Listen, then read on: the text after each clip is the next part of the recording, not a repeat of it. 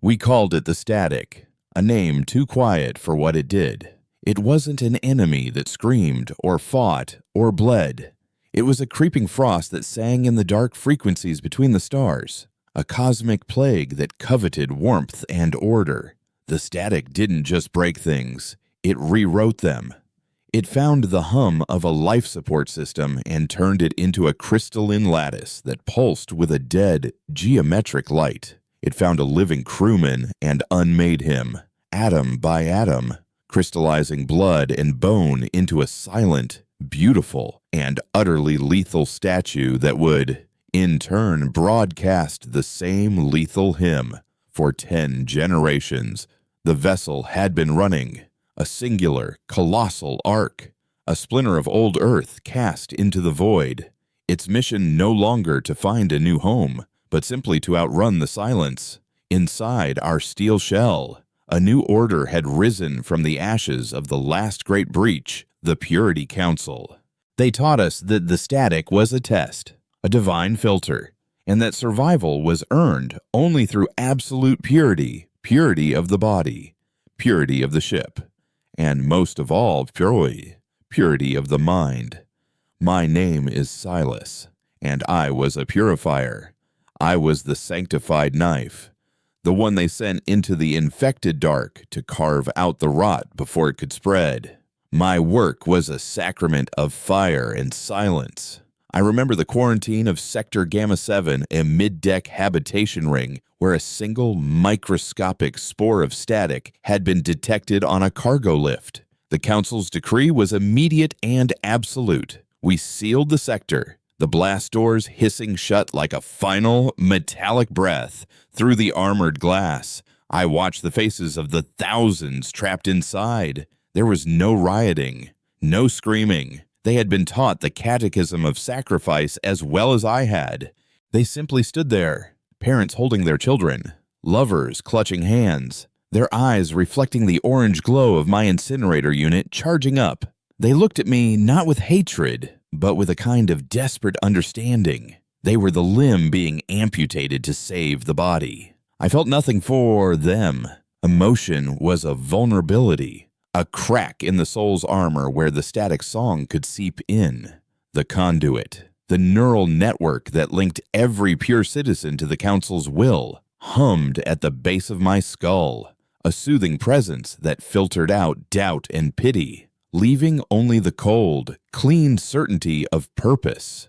When the order came, I purged the sector. The flash was blinding, the heat a physical blow against the glass, and then there was only sterilized, silent metal. I had done my duty. I had kept the vessel pure. 2 cycles later, I was summoned to the apex, the highest spire of the vessel where the Council resided in sterile white chambers overlooking the recycled starlight of the forward viewports. High Purifier Thorn greeted me himself, a rare and profound honor. He was a man who seemed carved from ice, his face a mask of serene control, his voice the calm, measured tone of the conduit itself. He placed a cool hand on my shoulder, his touch sending a ripple of validation through my system. "Silas," he said, his eyes unwavering, "your purity is a beacon. Your resolve has been noted at the highest level. The time has come for the final protocol." The words hung in the air, heavy with generations of grim prophecy. The final protocol was our last resort, a desperate gambit whispered about in training but never spoken of aloud. The vessel was dying. The engines were failing. Our speed was decaying, and the static was gaining, its song growing louder at the edge of our sensors. "We have prepared the seed," Thorne continued, gesturing to a tactical display showing a small, shielded ship nestled deep within the vessel's core. "It will carry the purest among us to a final, pre-calculated safe harbor. But for it to escape, the main ship must lighten its load. It must serve as a final, glorious sacrifice." I understood. The lower decks, the industrial bowels of the ship known as the sump, overpopulated, inefficient. A constant drain on resources and a hotbed of minor ideological impurities would be jettisoned. A clean break, a final, great purification to buy the seed the time it needed.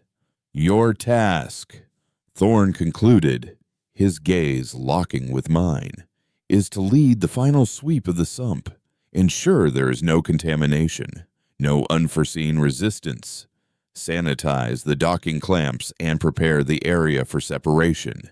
It is the most sacred duty ever bestowed upon a purifier. You will pave the way for humanity's rebirth.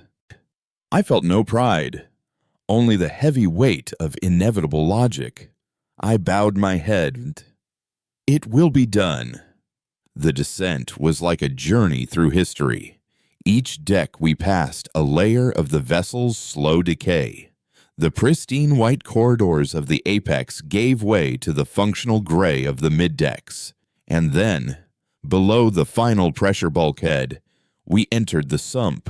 The air changed instantly, growing thick with the smell of hot metal, recycled protein, and unsanitized humanity. Here, the conduit signal was weaker, frayed with interference. The cold, serene order of the upper levels dissolved into a chaotic, vibrant labyrinth. Pipes snaked across ceilings, dripping with condensation.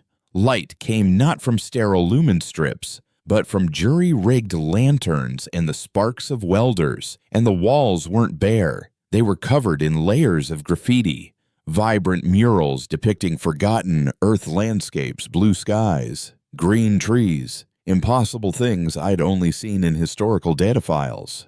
I heard music, a raw, discordant sound made with makeshift instruments that was a universe away from the Council's approved harmonic frequencies. My squad moved in a tight, disciplined formation. Our white armor, a stark intrusion in this world of rust and shadow. I felt a deep, instinctual revulsion. This was impurity made manifest. This was chaos.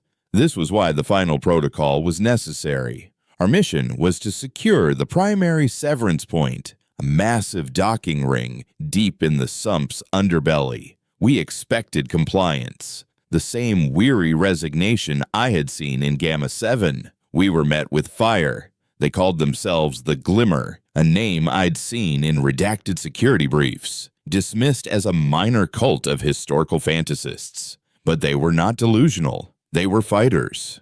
They burst from hidden alcoves and maintenance tunnels, armed not with military-grade plasma, but with repurposed mining tools, rivet guns that fired superheated spikes, plasma cutters modified into crude but effective short-range weapons. They knew the terrain, turning the maze of pipes and catwalks into a death trap. 2 of my men went down in the first volley, their pure white armor scorched and blackened. We were better equipped, better trained, but they fought with a ferocity I had never witnessed, a desperate, cornered rage that defied all logic. I moved through the chaos with cold precision, my rifle a part of me. Each shot a calculated solution to a tactical problem. The fight drove us deeper, downwards into the oldest, most derelict sections of the ship. I pursued one of their leaders, a woman who moved with a scrapper's agility, her face grimed with soot but her eyes burning with defiance. I cornered her in a cavernous chamber filled with the silent but monolithic husks of the original atmospheric processors. We exchanged fire, the roar of our weapons deafening in the enclosed space. Her last shot went wide, striking a reinforced support pillar behind me. It wasn't the impact that was significant, but the sound, a deep, resonant boom that spoke of a hollow space behind the wall. A stray plasma bolt from my rifle hit the same spot, and the weakened metal plate groaned, buckled, and then tore open. The breach revealed not twisted wreckage, but a sealed room, its interior untouched by centuries of grime. A soft, internal light pulsed within. Before I could process, my suit's scanner screamed, flagging a data source of impossible origin, a pre-council signature, complex and undegraded. It was an anomaly that should not exist. The Glimmer Woman, seeing her chance, scrambled toward the opening. I grabbed her, my training screaming at me to terminate the threat, to cleanse the anomaly, to follow my orders. But for the first time in my life, a different instinct flared a spark of raw, unsanctioned curiosity. Why was this here? Why was it hidden? I shoved the woman, whose name I would later learn was Ilara, through the opening and followed her in, my rifle raised. The chamber was an archive. Terminals were embedded in the walls, their screens dark but humming with latent power. At the center of the room was a suspended console, a single beam of light illuminating its interface. "What is this place?" I demanded, my voice tight. Ilara just stared, her expression one of awe. "It's the core," she whispered. "The place of memory." Driven by an impulse I couldn't explain, I walked to the central console. My indoctrination warred with the evidence before me. This archive was not on any ship schematic. Its existence was a violation. I laid my hand on the console, and its screen flickered to life, responding to my purifier biosignature. What I saw shattered my universe. It wasn't corrupted data or glimmer propaganda. It was the vessel's own origin logs. Entries from the first captain, reports from the chief science officer. I saw the truth about the static, not a plague, but a tool. Project Genesis, a nanite-based terraforming agent designed to remake barren worlds in Earth's image, which had malfunctioned catastrophically. Then came the final, soul-destroying revelation: architectural plans for a system called the Conduit, an early-stage biotech network designed to interface with and control the Genesis nanites. The Purity Council hadn't just found a way to run from the static. They had reverse-engineered its control mechanism and turned it inward, using it to leash the minds of the entire populace. We weren't being protected, we were being farmed. The last log I read was a frantic, text-only entry from a science officer. "The First Council is seizing control. They're modifying the conduit. It's not for safety. It's a cage. They aren't saving us. They're culling us." As the last word materialized on the screen, a private comm channel crackled to life in my helmet. A direct link reserved for the High Purifier himself. Thorn's voice, now stripped of all its feigned warmth, was as cold and empty as the void outside. "Curiosity is the first impurity. Silas, you have served your purpose. Cleanse the archive, and yourself." A deafening clang echoed through the chamber as the breach behind us was sealed by a hidden blast door. Red light bathed the room, and a countdown timer appeared on the wall. Purification cycle initiated 10 minutes. I was trapped, sealed in a tomb with the enemy at my side, abandoned by the god I had worshipped, holding a truth that burned hotter than any incinerator. The silence in my head was the most violent sound I had ever known. For my entire life, the conduit had been a constant, a cool, placid river of logic and purpose flowing through the chaotic landscape of my mind. It had been my shield, my teacher, my god. Now, it was gone. Thorn had severed the connection, and in its place was a roaring vacuum filled with the shriek of my own unfiltered thoughts. Fear, a concept I'd understood only as a clinical symptom of impurity in others, slammed into me with the force of a physical blow. It was cold and sharp, and it tasted like ozone. My heart hammered against my ribs, a frantic, biological rhythm I had been trained to regulate into near non-existence. I saw the countdown on the wall, 9:47, 9:46, and my legs felt weak. The woman, Alara was already moving, her earlier awe replaced by a wiry, desperate energy. She was running her hands over the seams of the blast door, looking for a manual release, a weakness, anything. "They can't seal it perfectly," she muttered, more to herself than to me, her voice a rough counterpoint to the sterile hum of the failing archive. Old tech always has a flaw. I just stood there, paralyzed by the sheer magnitude of the betrayal. My purpose, my life, my purity, it was all a lie. A meticulously crafted cage. I wasn't a beacon. I was a disposable scalpel. And I had just been thrown away. "Move, you white-armored ghost," Alara snapped, her voice cutting through my paralysis. "Your gods have left you to burn. Are you going to stand there and let them—" Her words were an insult, a challenge. The purifier in me, the deeply ingrained training of a lifetime, recoiled. But the man beneath the armor, the one I never knew existed, was jolted awake. She was right. I forced my legs to move, my movements stiff and clumsy, as if I were piloting a body that was no longer my own. "The door is shielded and magnetically locked." "It won't have a manual release," I said, my voice sounding hollow and unfamiliar in my own helmet. I ripped my gaze from the countdown 8:12 and forced myself to scan the room, not as a purifier seeking contamination, but as a trapped animal seeking an escape. The archive.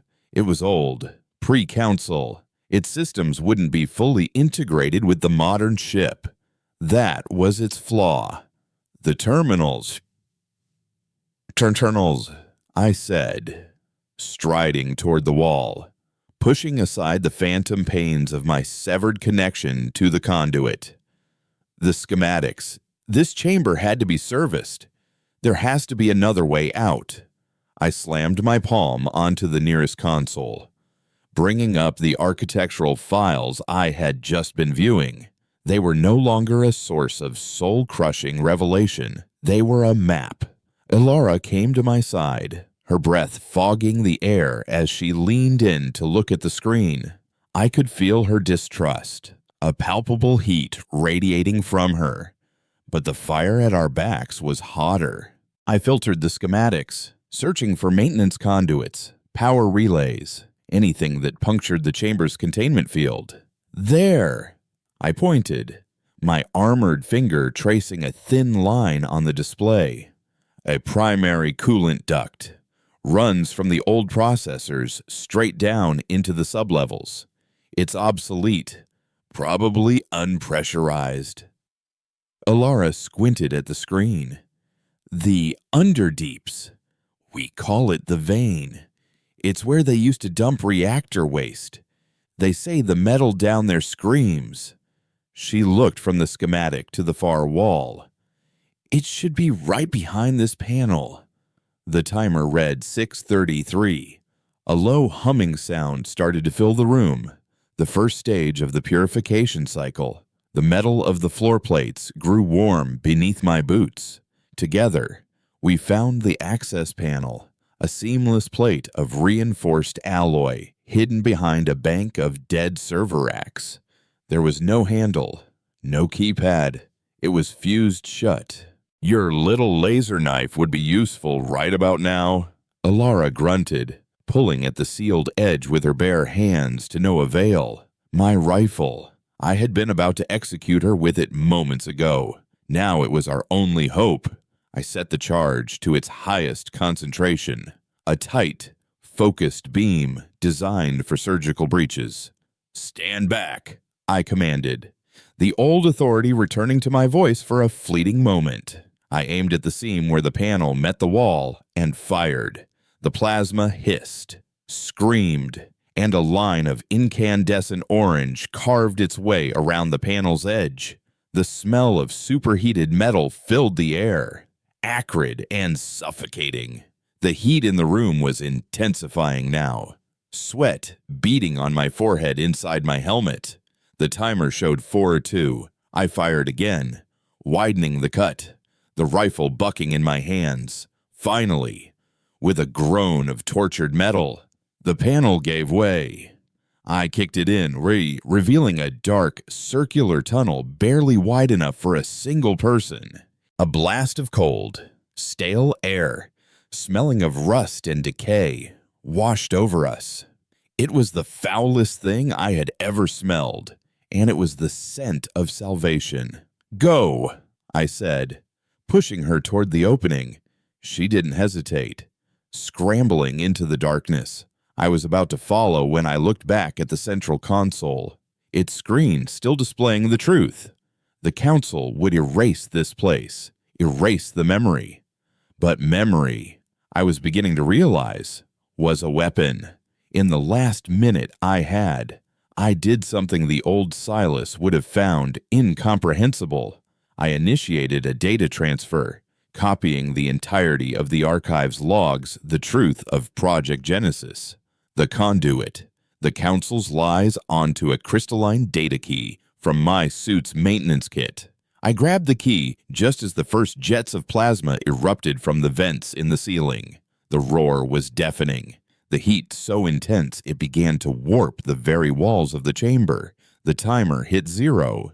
I threw myself into the tunnel, pulling the scorched panel partially closed behind me just as the full force of the incinerator blast washed over it, turning it cherry red in an instant. We were in the vein.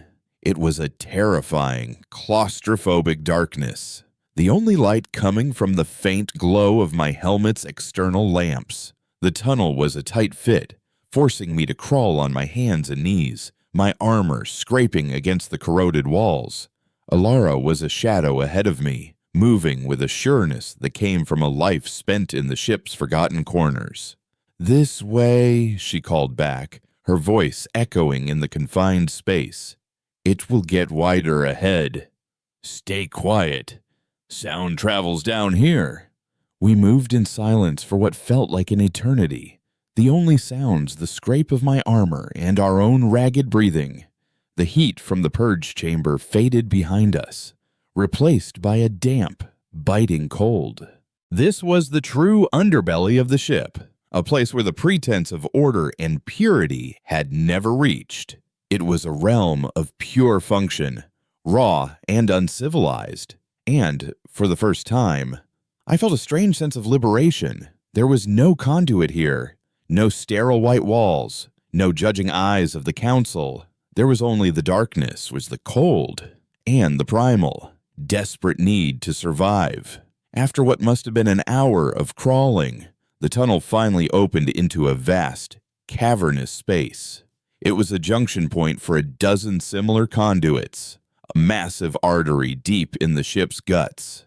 Dim, jury-rigged lights cast long, dancing shadows across a landscape of forgotten machinery and rivers of sluggish, viscous fluid that dripped from rusted pipes above. We were in the heart of Alara's world. She led me across a swaying catwalk that spanned a chasm of darkness, from which a low, mechanical moan seemed to emanate. We were moving away from the fight, away from my abandoned squad and the chaos of the Glimmer's defense. We were entering their territory. She finally stopped before a wall that looked like any other, a sheet of scarred, decaying metal, but she placed her hand on a specific rust stain, and a section of the wall slid aside with a low groan, revealing a brightly lit tunnel beyond. The air that washed over us was warm and smelled of cooked protein and growing things. I heard voices, the murmur of conversation, even the sound of a child laughing.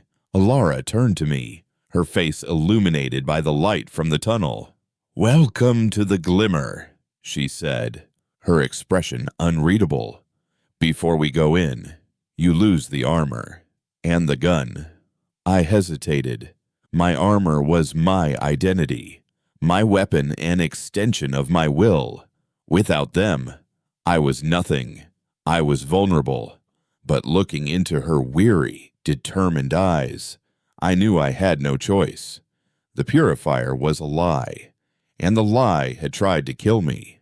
Slowly, Deliberately, I began to unseal the plates of my white armor, letting them fall to the grated floor with a series of metallic clangs.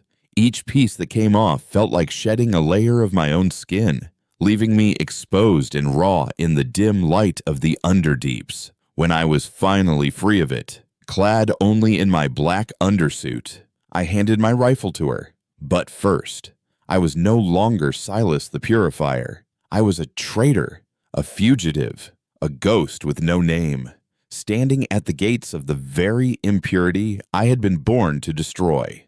And as I stepped through the hidden door into the warmth and the light, I knew that my war had only just begun. Stepping through the hidden door was like being submerged. The air, thick with the scent of damp earth, hot oil, and something savory that stung my long sterilized nostrils, was a physical presence. After a lifetime of recycled, sterile oxygen, breathing it felt like an act of profound contamination. The Glimmer Settlement, which they called Haven, wasn't a place of corridors and chambers, but a sprawling, multi-leveled cavern carved from the wreckage of decommissioned cargo bays and forgotten structural supports. Light came from everywhere and nowhere. Strings of glowing fungus cultivated in nutrient baths, the unsteady flicker of salvaged lumen panels, and the brilliant, artificial glare of hydroponic sun lamps that bathed hanging gardens of green vegetables in an eerie purple glow.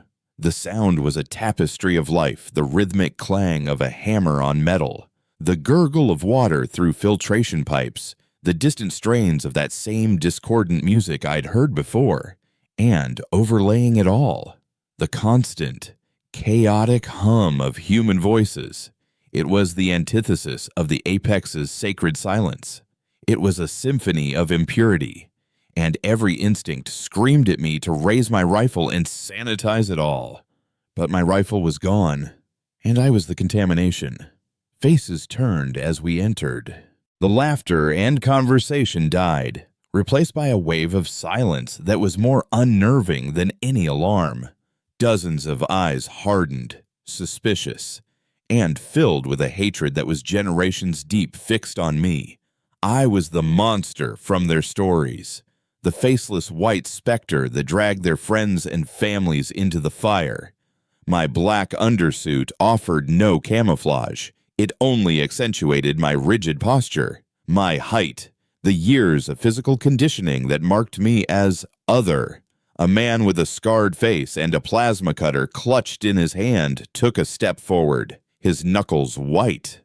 "Elara, what is this? What have you brought into our home?" he snarled, his voice a low growl. "He's a purifier." The word was a curse.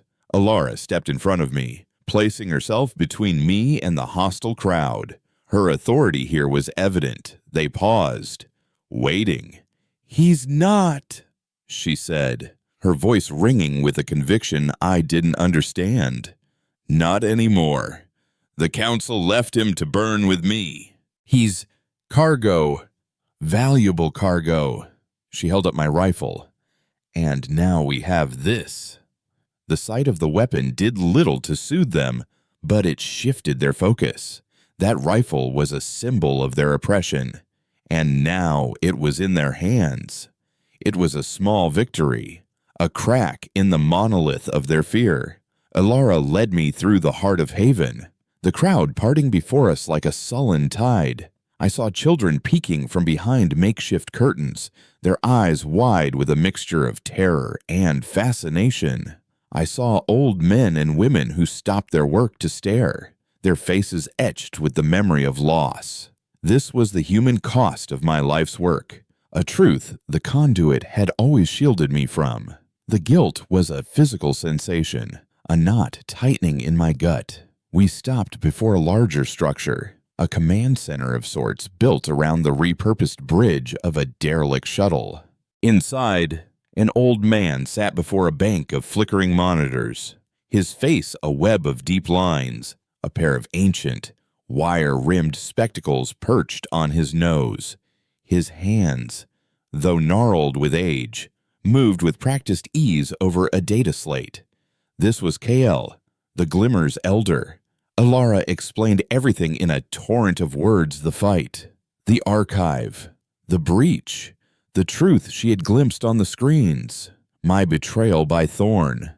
Throughout her report, Kyle never once looked at me. He just listened, his gaze fixed on the glowing lines of code on his slate. When she was finished, the room was silent save for the hum of old electronics. He downloaded the logs. Alara finished, her voice dropping. He has proof. Finally, Kyle turned his head, and his eyes, magnified by the thick lenses, settled on me. They were not filled with hate, but with a weary, appraising intelligence. "You killed my son," he said, his voice quiet, devoid of accusation. It was a simple statement of fact. Sector Beta 9, the textile reclamation purge. 3 cycles ago, he was a good boy, a fine mechanic. I remembered Beta 9, a minor sanitation sweep, a name on a list, a flicker of heat on a thermal monitor. The memory, once a clean data point, was now stained with the image of this old man's face. The words caught in my throat. What could I say? That I was following orders, that I felt nothing, that the conduit had assured me it was necessary. All the pillars of my former existence were now revealed as hollow excuses. "I have no defense," I finally managed to say, the admission costing me more than any physical blow. Kale gave a slow, deliberate nod. Honesty, a rare commodity from the apex. He gestured to my side. "The data key. Give it to me." I reached into a pocket of my undersuit and pulled out the small, crystalline drive. It felt impossibly heavy.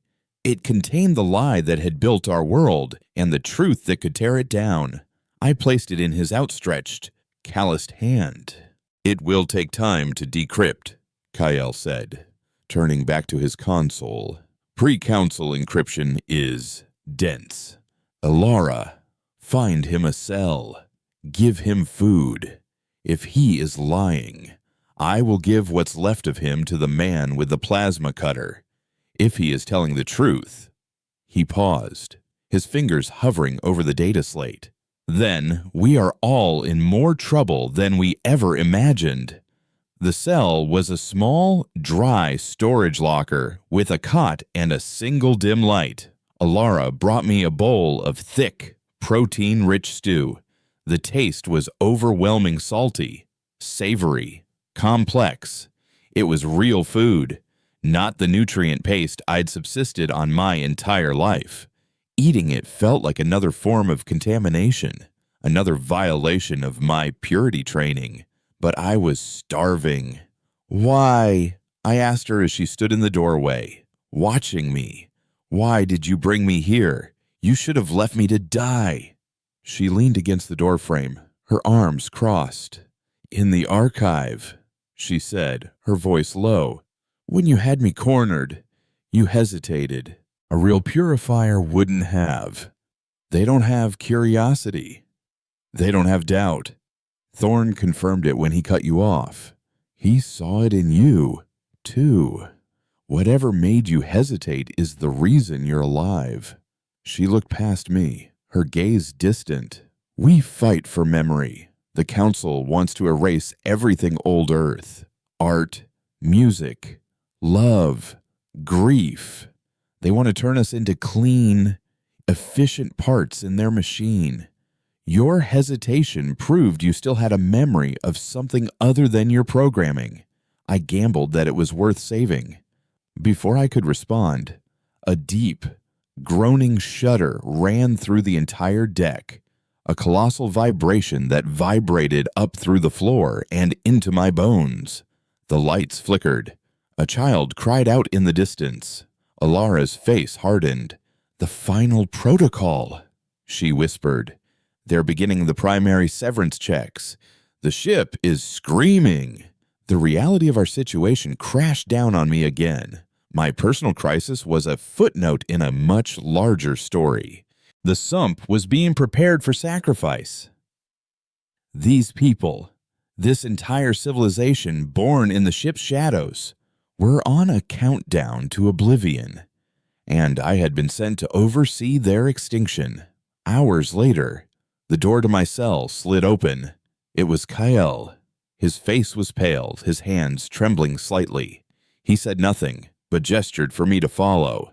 He led me back to the command center, where the other Glimmer leaders had gathered. The mood was tense, electric. They all stared at me as I entered, but the hatred was gone, replaced by a stunned, horrified disbelief. On the main view screen, Kyle had projected the files from the data key. They were watching footage from the First Council, seeing the faces of their founders as they debated the ethics of modifying the conduit. They saw the schematics for Project Genesis, the terraforming tool that had become the static. They read the final, desperate logs of the science team who had tried to warn them. They were seeing the core of their entire religion, their entire social order, crumble into dust. "It's all true," Kyle said, his voice raspy with emotion. "We are not the impure. We are the abandoned. The conduit isn't a shield, it's a leash. And the static was our own creation." He turned to face me, his magnified eyes boring into mine. "The final protocol isn't a sacrifice to save humanity. It's waste disposal. They're cutting off the part of the ship, the part of the population that remembers the truth. And they're sending a handful of their own kind off to start the lie all over again."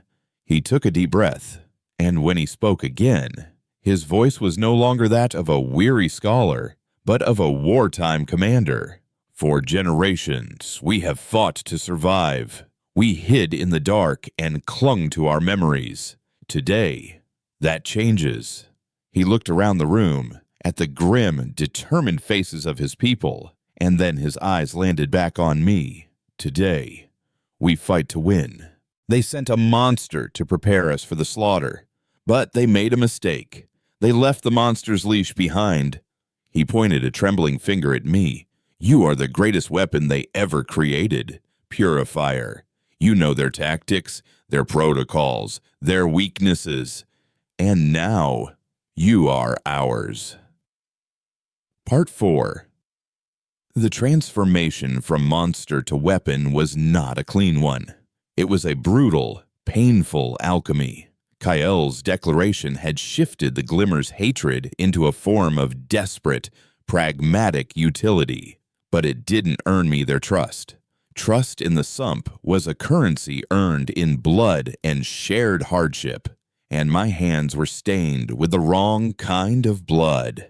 In the cycles that followed, I became a ghost in their machine. They put me to work not with a weapon, but with a stylus and a data slate in their makeshift command center. Under Kyle's watchful eye, I began to dismantle the Purity Council from the inside out, using the only tool I had left my memory. I drew maps of the apex from my eidetic recall security patrol routes, ventilation shaft networks, conduit amplifier locations, the hidden armories. I detailed Purifier combat doctrines, their response times, their communication protocols, their psychological conditioning. Each piece of information I gave them felt like a confession, an exorcism of the cold, clean logic that had governed my life. I was teaching them how to kill the man I used to be. The Glimmer were masters of improvisation, but their knowledge of the upper decks was a patchwork of myth and rumor. My information gave their raw courage a razor's edge. The Purifier's greatest strength is their unity, I explained to a skeptical group of Glimmer fighters, led by the same scarred man who had first threatened me, whose name was Riker. The conduit links them. They anticipate each other's movements. They share tactical data instantly. They are a single organism. But if you can disrupt the signal, even for a moment, I highlighted a series of power conduits on the schematic. These relays are their nervous system. Cut them, and the organism convulses. The individual soldier, alone in his own head for the first time, will falter. Riker just stared at me. His eyes narrowed. And how do we get to these relays without your white armored brothers burning us to ash? It was Alara who answered, her voice cutting through the tension. He shows us. And so, I became their guide, leading small stealthy teams of glimmer scrappers on sabotage missions into the mid-decks, the gray, contested territory between the sump and the apex. We moved through maintenance tunnels I had only ever seen on schematics, places too cramped and dirty for a purifier patrol. I taught them how to mimic the access codes of sanitation drones, how to use thermal decoys to spoof automated sentries, how to time their movements with the ship's power cycles to remain invisible. On our first mission, to sever a secondary conduit relay near Sector Gamma 7, the very sector I had purged, I was forced to confront the ghosts of my past. As we crawled through a ventilation shaft, I could see down into the sterilized habitation ring. It was empty, silent, scarred by the scorch marks of my incinerator. I saw the phantoms of the faces that had watched me, the parents holding their children. A wave of nausea, so potent it almost made me black out, rolled over me. The unfiltered horror of my actions was a poison I had never been allowed to taste. Alara, crawling behind me, saw the tremor in my hands. "Don't look back," she whispered, her voice firm. "Look forward. Look at who you're fighting for now." I forced my gaze away from the silent tomb below and looked at the determined faces of the glimmer with me. They weren't fighting for an abstract concept like purity. They were fighting for their homes, for their children, for the right to play their discordant music and paint their impossible murals. They were fighting for the beautiful, messy chaos of being human. In that moment, something inside me shifted. My fight was no longer just about survival or revenge. It was about atonement, and the small victories began to accumulate. A disabled relay threw a purifier squad into disarray, allowing a glimmer team to capture a shipment of energy cells. A corrupted data stream led a patrol into a dead-end maintenance loop, where Riker's team disarmed and captured them without firing a shot. We stripped the captured purifiers of their armor and weapons, tools of our oppression becoming tools of our rebellion. KL, a brilliant strategist, used my intel to orchestrate these strikes with masterful precision, turning the sump's perceived weakness, its decentralized, labyrinthine nature, into its greatest strength. We were a virus in the vessel's systems, spreading unpredictably, causing symptoms the Council couldn't diagnose. But we both knew these were just pinpricks. The final protocol was still moving forward. The great engines at the ship's stern were being shut down in sequence, and massive explosives were being planted at the severance point. We were buying time, but the clock was still ticking towards zero. Our only hope was a single so impossibly audacious strike. "The apex," Kale said one cycle, his face grim in the glow of the tactical display. "Severance is controlled from the main bridge. The seed is docked at the central spire. All of it is run through one man, High Purifier Thorn." The plan was suicide, a direct assault on the most heavily fortified, most sacred part of the ship. But as I looked at the schematics I myself had drawn, an idea began to form, a desperate gambit born from my intimate knowledge of the enemy's mind. "We don't need to conquer the apex," I said, my voice quiet but firm, drawing the attention of everyone in the command center. "We just need to break their faith. The Purity Council rules through the illusion of control, through the serenity of the conduit. We need to introduce a variable they cannot process. We need to show them chaos." My plan was twofold. First, We would use the access I had to the ship-wide comm system, a back door I had helped design for emergency overrides to do the unthinkable. We would broadcast the truth. We would send the entire unencrypted archive from the core to every screen, every terminal, every purifier's private data slate on the ship. We would show them Project Genesis, the lies about the static, the origins of the conduit. We would force every pure citizen to confront the lie they had been living. It will cause confusion, panic, Riker argued, but they won't abandon their posts. Their conditioning is too deep. That's the second part, I said, pointing to another location on the schematic.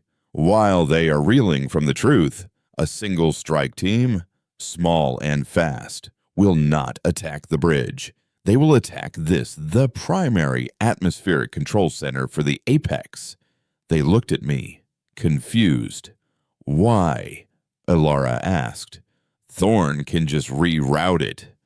He can, I confirmed, but for a few crucial minutes. We can flood the Apex's atmosphere with air from the sump.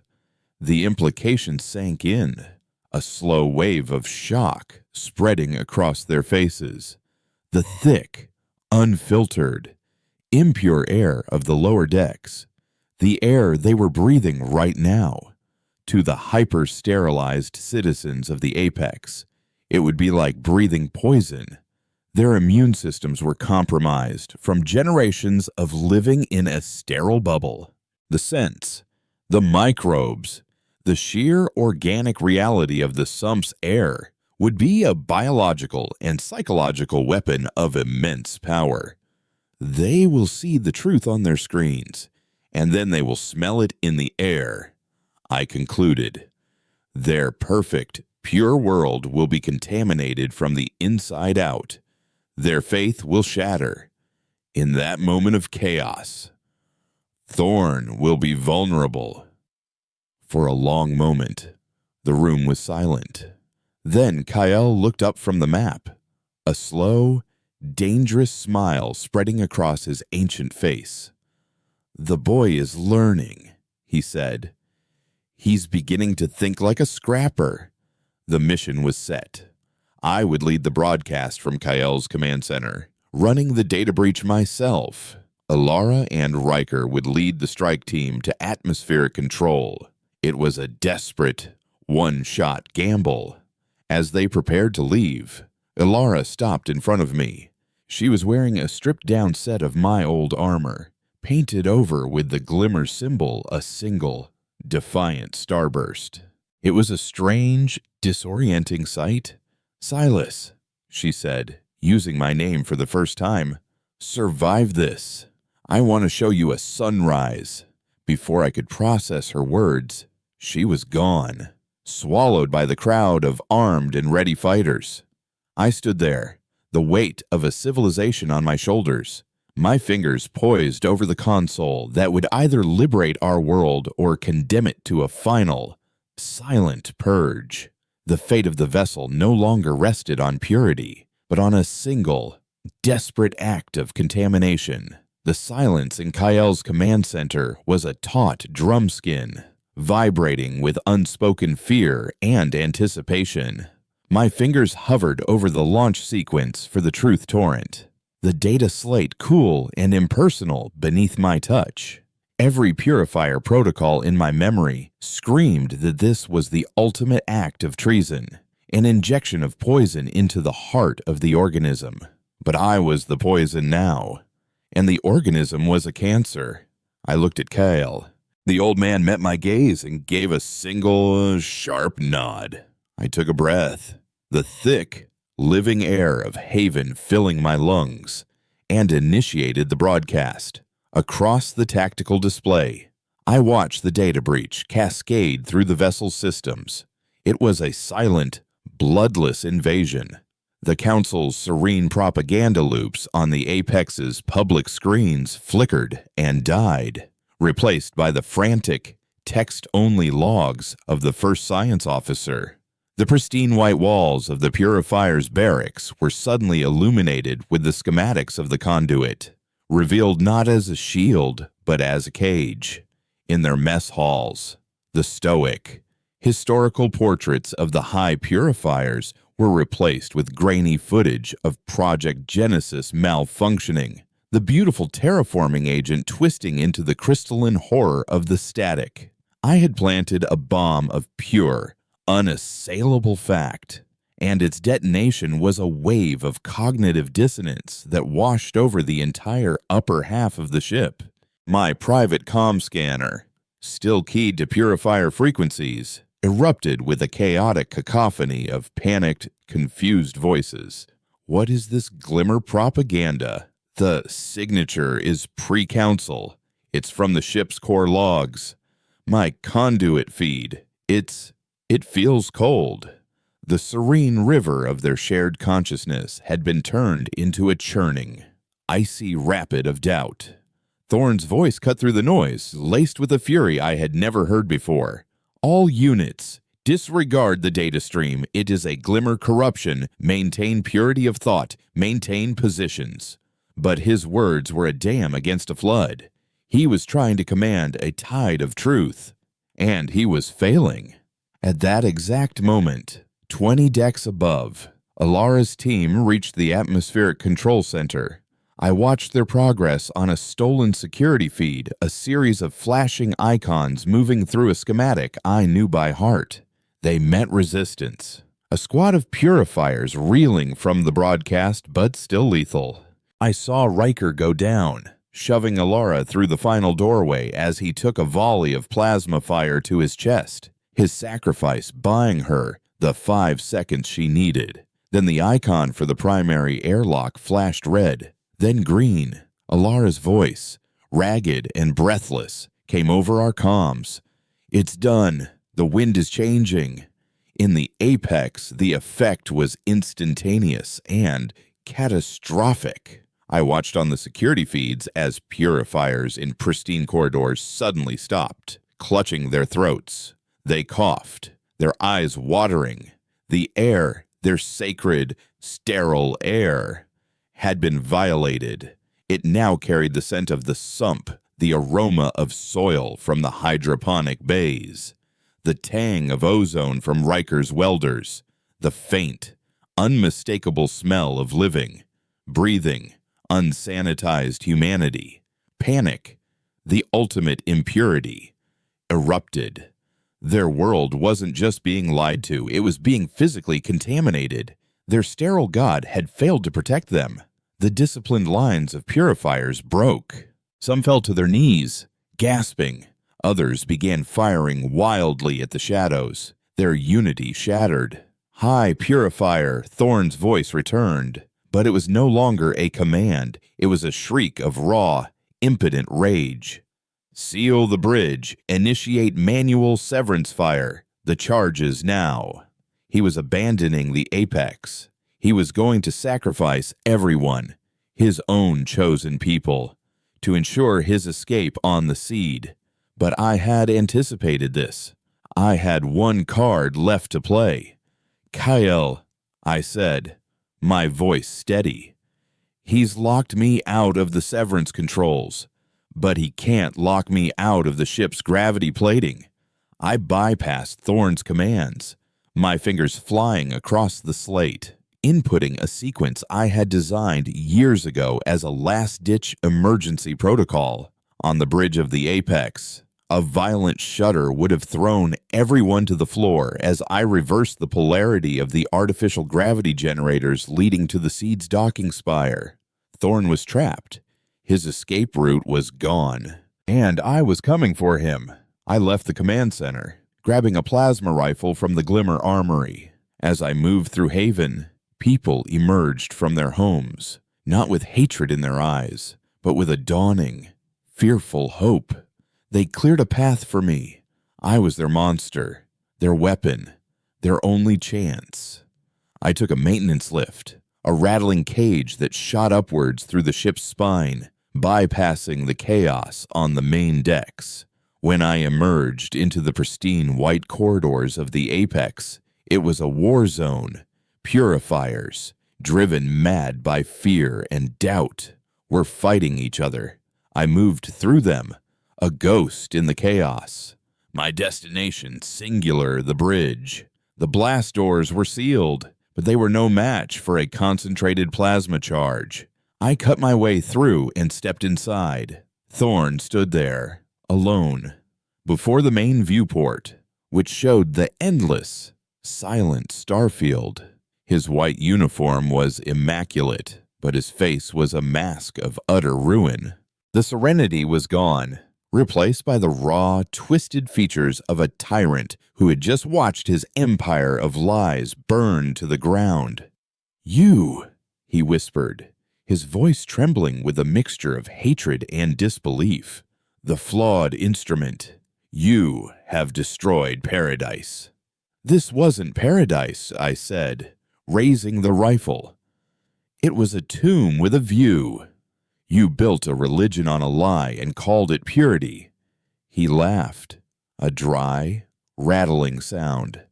"I offered them certainty. I offered them a life without the agony of doubt, without the terror of choice. You have given them back their chaos. They will thank me for it when the static finds them, and they beg for the conduit's silence." He lunged, not at me, but at the manual severance console, his fingers flying towards the activation switch. He was still trying to burn it all down. I fired, not at him, but at the console. It exploded in a shower of sparks, throwing him backwards. He scrambled up, pulling a ceremonial plasma pistol from his uniform. He was faster than I expected, his first shot searing the air past my ear. I dropped and rolled, coming up on one knee, the way they had trained me. We fired at the same time. His shot hit my shoulder, a lance of pure fire that sent me reeling. My shot hit him in the chest. He staggered back, a look of profound surprise on his face. He looked down at the smoldering hole in his uniform, then back at me.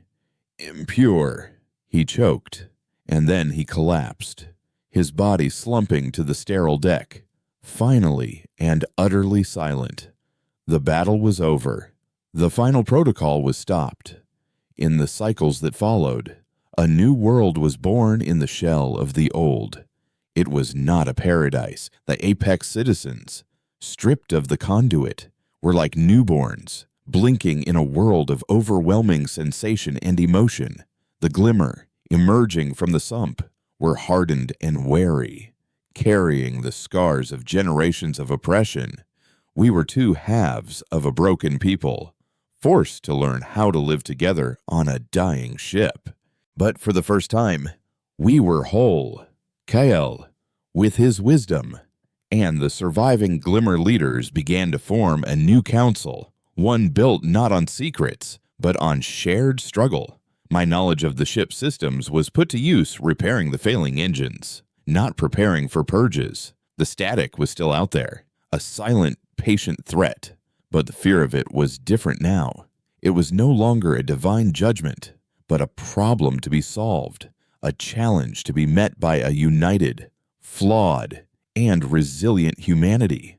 One cycle, long after the fighting had stopped, Ilara found me on the bridge. I was staring out the main viewport, watching a distant, brilliant blue star.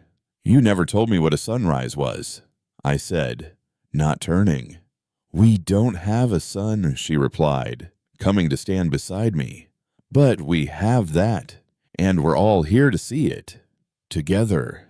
I looked from the star to the reflection in the viewport. I saw my own face, no longer the impassive mask of a purifier, but marked with the scar from Thorn's final shot. Beside me, Ilara's reflection stood, her face smudged with grease, but her eyes bright. Behind us, reflected in the glass, I could see the mingling crowd on the bridge, sump scrappers and former Apex citizens, working side by side to plot a new course. It was a messy, imperfect, and chaotic reflection, and it was the most beautiful thing I had ever seen.